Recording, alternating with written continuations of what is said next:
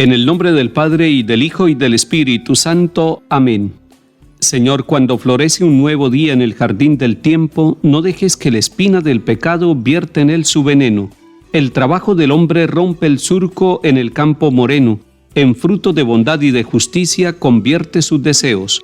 Alivia sus dolores con la hartura de tu propio alimento, y que vuelvan al fuego de tu casa cansados y contentos. Amén.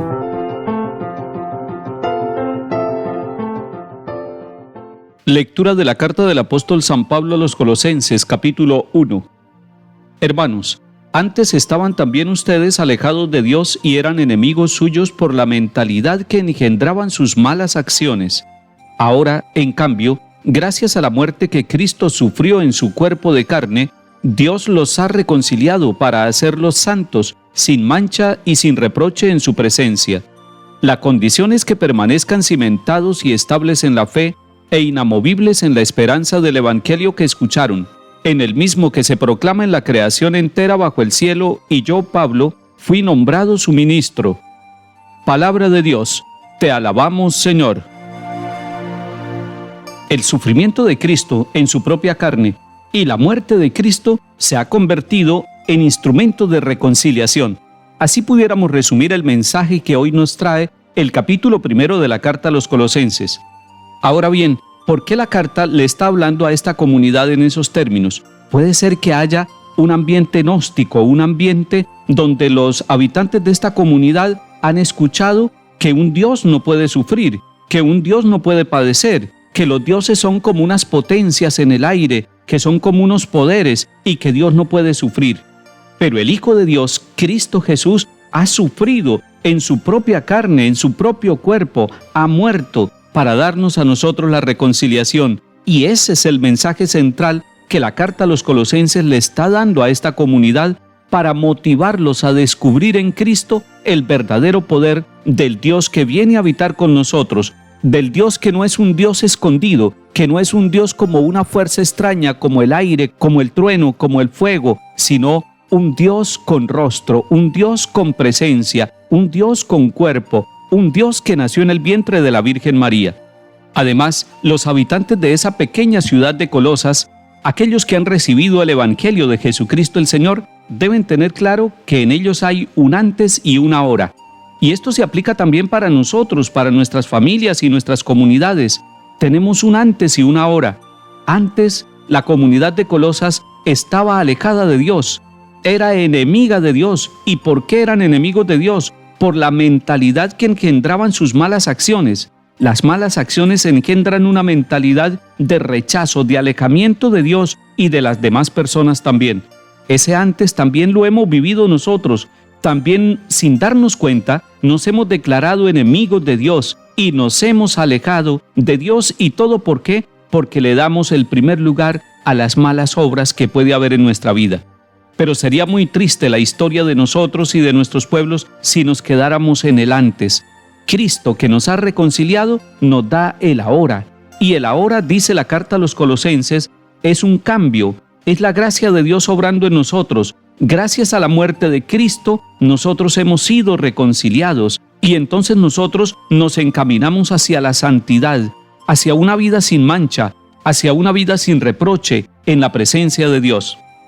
Es maravilloso pensar, meditar, orar y agradecer esa iniciativa de Dios Padre, una iniciativa reconciliadora que llevó a su propio Hijo hasta la cruz. Así de grave era nuestro pecado, así de grave era nuestra esclavitud. Necesitábamos un liberador que pasara por el dolor que merecíamos nosotros.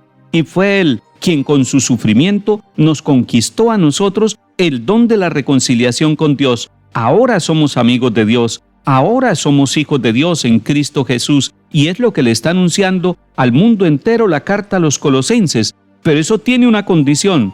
Así como hemos recibido gratuitamente el don de la redención, la condición es que nosotros permanezcamos cimentados y estables en la fe, que no andemos buscando una fe por allí o por allá, o mezclándola por unas doctrinas por más llamativas que sean.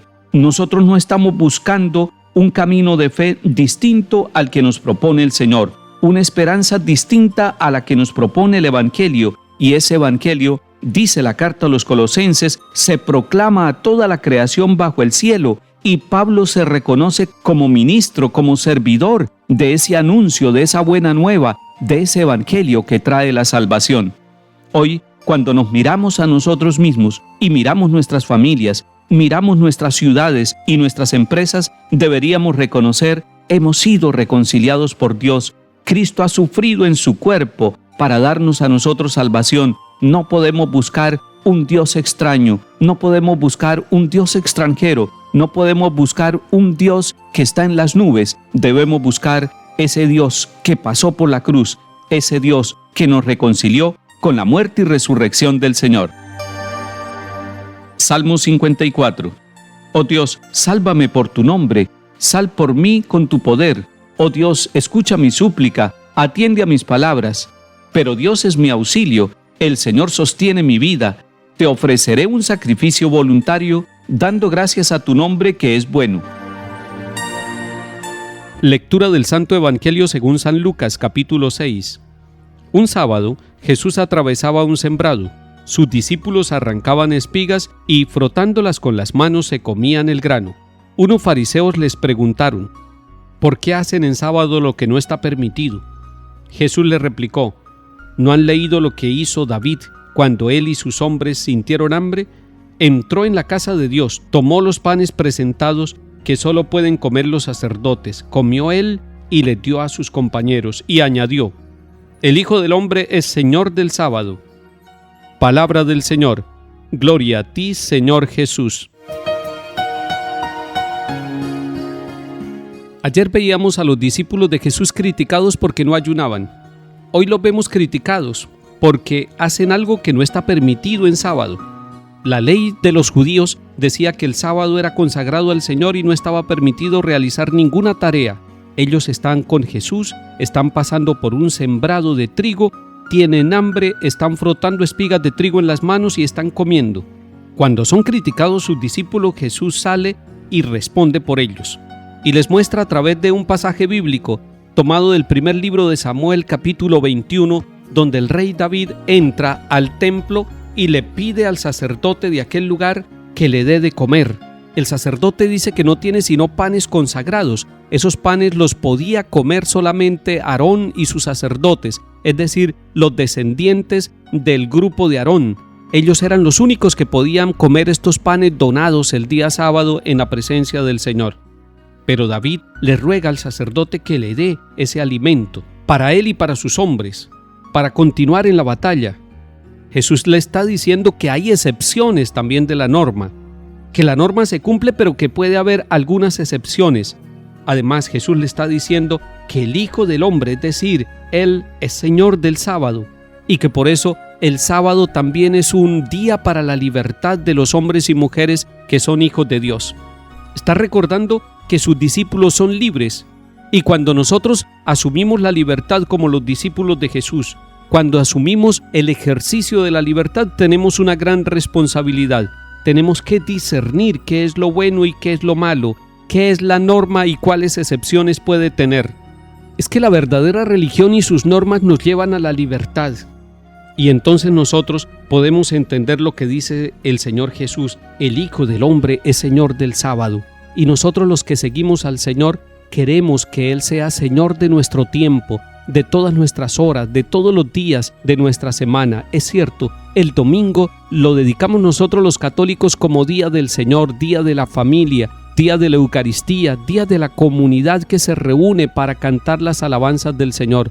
Pero todos los momentos debemos nosotros discernirlos, asumirlos, vivirlos con responsabilidad, con alegría y con libertad, agradando a Dios en medio de nuestras dificultades, en medio de las pruebas que se nos presenten en la vida.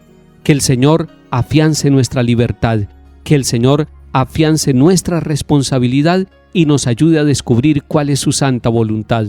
En el nombre del Padre, y del Hijo, y del Espíritu Santo. Amén.